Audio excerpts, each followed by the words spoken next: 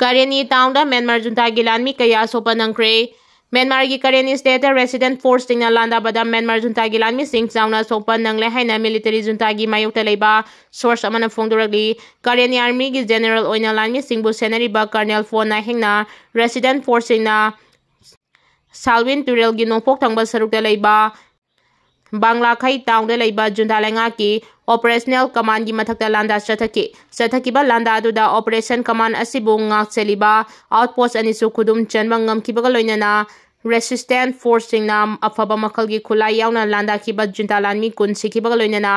artillery yauna afaba makhal gi khuchukulai amadi maru kaya lakhotpa ngamki hairi resistant force in military junta gi mathakta landa chatakiba dugi paukhum junta lanmi na air strike chathaduna pirakibada deputy battalion commander yauna resistant ki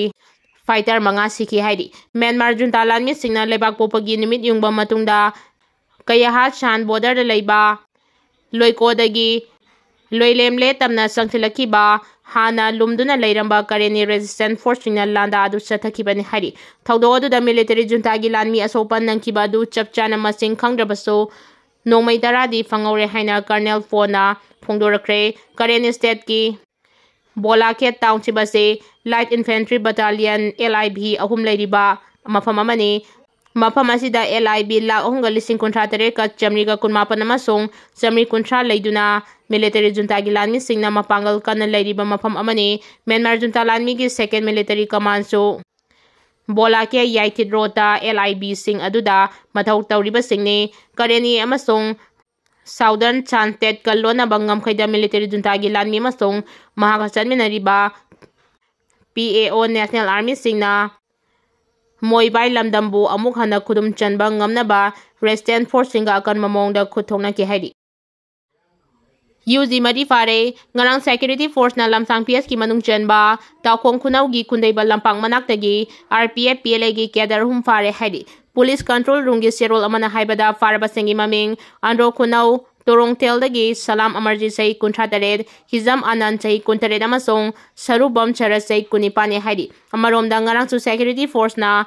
ngangkhal wai mayai lekai dagi Moirang Them Babu Elai Chingsang sai kuntra mari kauba kedar amasu fare haidi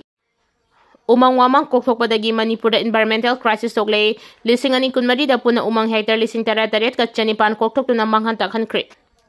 Manipur da umang wamang paktak nana kokthok tuna manghantak hanbadagi environmental crisis tokle haina satellite image da yumpham oiduna pangthokpa study amana report tawragli leibaga sigi art observation amasong analytic tawbada thodongna maming leiraba company ama oiriba Suhora Technologies na satellite based tawduna pangthokba study amada Manipur da paktak nana umang wamang kokthokba amasong awang nongpok state Arunachal Pradesh da thokiba umang wamang landmai chakna maram oiraga Hyderabad state ani asida environmental crisis tokle haidi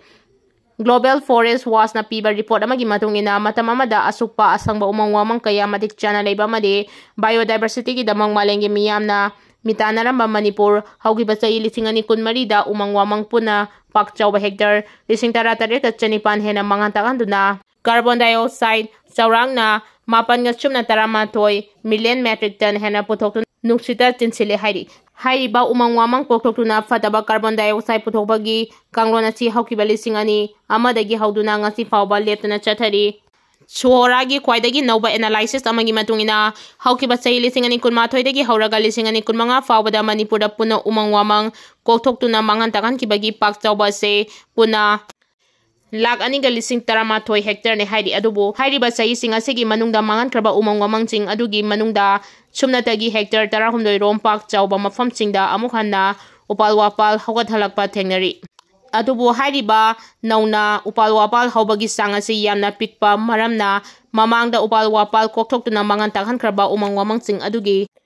Hanagi pibamda amuk hanna hanjinaba honabada telaba matamasigi manungda oithokloi hairi maram aduna manghantak hankraba umang wamang sing adu hanagi pibamda amuk hanna hanjilangnaba honabada mari leinaba authority gi maikedagi akhanaba thabak tawram paikhatpa mathau tai haina report tawri